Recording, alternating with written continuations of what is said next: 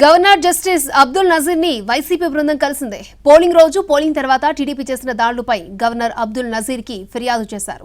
పల్నాడు, అనంతపురంతో పాటు పలు జిల్లాల్లో పోలీసు అధికారుల వైఫల్యంపైన గవర్నర్ కు ఫిర్యాదు చేశారు వైసీపీ నేతలు. ఎన్నికల సంఘం పోలీసు అధికారులను మార్చిన చోటే హింసాత్మక సంఘటనలు ఎక్కువగా జరిగాయన్నారు.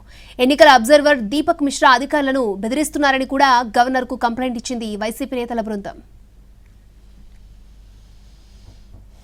కూడా మేము కూడా రెచ్చగొట్టే ధోరణి ఉంటే కనుక ఈ పార్టీకి హింస మామూలుగా ఉండేది కాదు పరిస్థితులు. గవర్నర్ గారు, ఇది మా పార్టీ అధ్యక్షుడు దీన్ని ఎప్పటికప్పుడు దీన్ని రెచ్చగొట్టకుండా చల్లబరిచే కార్యక్రమం, అందరినీ కార్యకర్తల్ని మందలించే కార్యక్రమం మీరు సమన్వయం పాటించండి అని చెప్పి అందరినీ ఓర్చుకోమని చెప్తూ వస్తున్నాం.